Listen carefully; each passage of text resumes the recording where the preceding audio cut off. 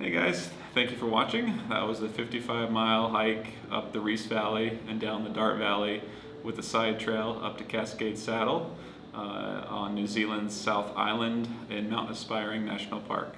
I had the pleasure of traveling around New Zealand for 2 months, hiking all over, and this hike was my favorite. It isn't on the list of New Zealand's great walks, but I think it should be, and I can see this trail becoming way more popular in the future. This was a 3-day hike for me. Days 1 and 2 were 16 miles, with day 3 being 23, and the entire hike at a little over 9,000 feet of elevation gain.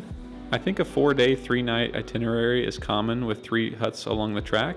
The huts are first come, first served, so no need to book online. The side trail up to Cascade Saddle is well worth the extra hiking time. At the top, there's potential for excellent views of Mount Aspiring and the once mighty Dark Glacier. Here's a fun little video to share from the morning before starting this trail. I started the hike at the Muddy Creek Car Park along the Rees River, but the trail can also be started at Chinaman's Bluff Car Park. If leaving from Queenstown, it will take about an hour and 15 minutes or so to get to the Muddy Creek Car Park. A few important things to mention so you can be more prepared. On the Rees Valley side, the trail covers some low elevation and you will likely get your feet very wet. When going up the Cascade Saddle, there's a scree section that can be tricky to cross, and on the Dart side there is a 200-meter or so area that has very dangerous drop-offs. Also, flash floods and major landslides can occur in this area, so best to hike during New Zealand's summer months when the chances for optimal weather are at their best. Here are some sleeping options before or after this trek. If you have a camper, it is possible to park at the Earnslaw Burn track parking. It is free and I slept here several nights. I also stayed at the Kinloch Wilderness Retreat for $35. It was a dorm room and there you can pay to do laundry. They also have a jacuzzi and a shared kitchen. There will also be many other options around Glenorchy, whether you want to stay in a room or a campsite.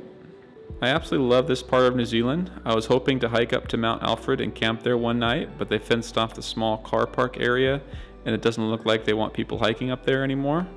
Also, being a Lord of the Rings fan, this area is special to me with all the filming they did in the area.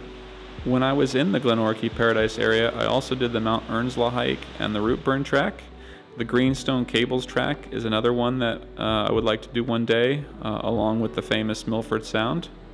One thing to note, travel logistics can be a little tricky. I left my car at the Muddy Creek Car Park, slept at the Chinaman's Bluff Car Park on night 3, and on the 4th day I walked around 6 to 8 miles before catching a ride back to the Muddy Creek Car Park. Maybe you'll have better luck with hitchhiking or possibly arrange transportation, but I was hoping to walk a little less that morning. It's still an amazing place to be walking, but it is all roads from the 2 car parks. If you have any questions, I'd be glad to help out. My Instagram is Carrie W. Mercer.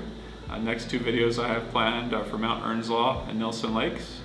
If you're still listening and watching at this point, please leave a comment and hit that like button. As always, guys, thank you so much for watching and take care.